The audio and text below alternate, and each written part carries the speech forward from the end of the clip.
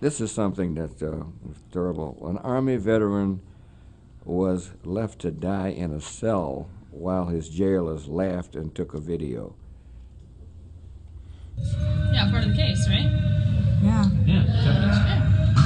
Well, yeah, he's on a PV for drugs. We all think this needs to like go to the schools. This is like the new dare.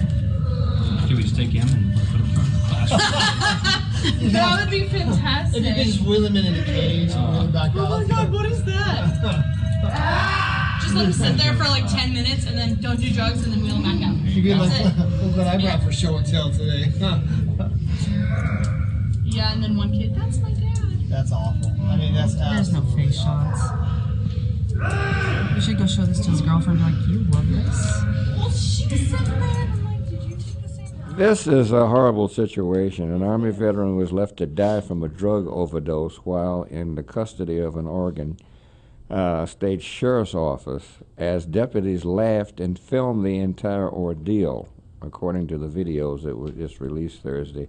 Brian Perry, a 31-year-old Iraq War veteran and Purple Heart recipient, was arrested along with his girlfriend on suspicion of drug use. Now, in the video, he is seen threshing, groaning in pain while in custody, while the county sheriff's office deputies are heard laughing and mocking his behavior. That's Dr. despicable. Arn, yeah. Who wants? You want to respond to that, Doc?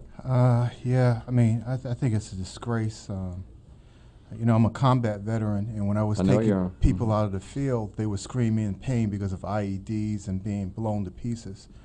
And to have someone come back and defend our nation so that you can have the right to be treated as a human being, it goes against every constitutional principle we have, every thought about being human and decency. And you're going to leave a veteran there to die once they get back home from having served in combat like an animal. Guess what? The person who loves them, I love him. That's right. He was part of my That's right. family. That's And those right. people standing around, those clowns over there, Yeah. those clowns need to go and join the circus, and they don't need to be part of any kind of institution that's supposed to be protecting people and making sure that they have a right. That veteran should never have died, and it is a travesty. It is something that, not only as a physician, but as just a human being, I abhor seeing that kind of thing happen. Not only that, Ernesto. Well, you a Purple Heart veteran. Sure, He yes. was too. Absolutely. Which makes it even worse. I don't know that the jailers knew that. I just want to say that it shouldn't happen to anybody, Right. whether you're a veteran or whatever. That's right. Nobody should be treated like that. Right, If they suspect that he's on some type of drug, why wouldn't they give him some kind of medical, call the medics, get him to a hospital, Sure. or something? Because there must have been a reason that they thought he was for drug use suspicion. They didn't say he found any drugs, so obviously he must have ingested these drugs. So if he's acting like that, they should have responded to that. Veteran or not veteran, it's just more Oh, tragic yeah. that it was a veteran That's and right, a Purple Heart yeah. winner who has served this But a country. human being, yeah. But he's, but it happens a Yeah. lot. Well, these folks Yeah. ought to be locked up. Yeah. I know that. part But of they that stood question- judge and jury over Yeah. him. That's the Yeah. point. They Yeah. judged him based on his behavior, even if he was on drugs. Who are they to determine that he didn't deserve treatment or some type of help? So they stood there laughing in a disrespectful, non-military way because they have not served, instead of being appreciative of what he has done and let's get him some help. Right. They stood there and played judge and jury. Yeah, and being a combat veteran who has a Purple Heart, another dimension is here too, PTSD. And too many of our veterans are committing suicide. That's right. Part of the reason why he may have been on drugs was trying to cope with the after effects of having been in combat, and then you're going to treat him like an animal. You know, the people who are involved in this, I hope they get some prison time for this. I really do.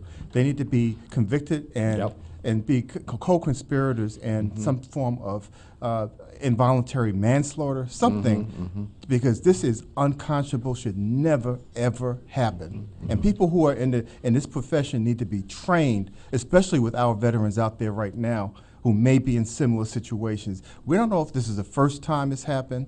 or if it's going to happen again. Yeah, that's But right. it should not happen. Exactly, and they need to make an example of these people Yeah. and make sure that it doesn't happen again. Absolutely, and then well, when you it- think it's 2018, it goes beyond Yeah. training, pretty much. You know, it would be different if this was long time ago, but there's been too many instances in the news and every other place to know that veterans suffer from different ailments, including the invisible wounds. Let me ask this too. I don't know whether anybody here knows.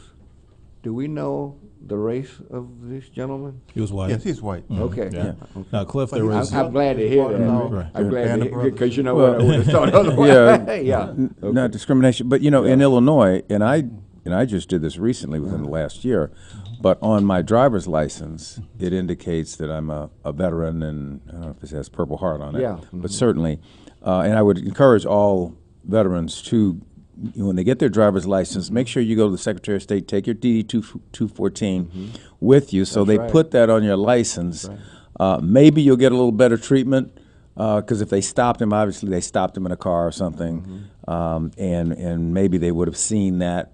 Maybe something like PTSD might have come to mind, and maybe would have gotten some treatment. And I just would encourage all veterans, take advantage of everything. You know, if you got a military plate, get a military plate, get a military driver's license. Something else, That a cop might say, well, I'm going to give him a little more deference. Yeah.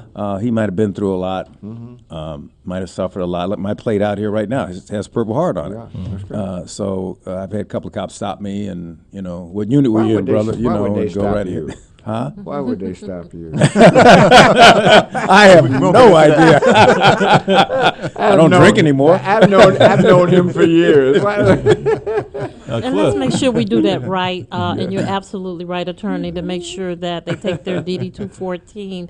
But before they go to the DVM, they have to go to the Illinois Department of Veterans Affairs and get a stamp on it first. Right. Okay, So and we don't want to make forget, sure that we they want- do that. And we also want everybody to put down the organ donation Yes. on Yes, your license. On absolutely. your Right. license. That's Or- Organ Right. donation's Absolutely. important. And regardless of race, let's treat veterans with respect. Race has nothing to do with it. They have earned it. Right. Period. Right. And the sheriff should have been outraged about that incident and not just said that it was inappropriate and it was not something that they condone. Right, but one of the bigger issues about this is also an argument against privatization because there was a healthcare provider actually on site. They had 2 nurses go in and check on him. But the complaint was from the family of the gentleman that passed away is that A, they didn't spend any time with the person. They didn't treat him for his drug addiction or anything that might have led to his overdose. Okay, sure. They laughed at him, and on top of that, the service that they represent has been reported several times and has a history of having people die from overdose in custody. In that place. And that, I mean, in that yeah. At the Corazon, this is run by Corazon Medical Services, Yeah. and they're contracted, a private contractor. They have a history of this. And they 7-7 have a drug. What's that drug that they have, Doc, that they could administer when Oh, yeah, someone's... you have different things like Narcan. Narcan, you yeah. can- the different things you can give. Right. He had amphetamine and methamphetamine overdose, but you can actually get the person down with that, and you just need to watch them. You need to put them in an intensive care unit setting, make sure the person recovers correctly.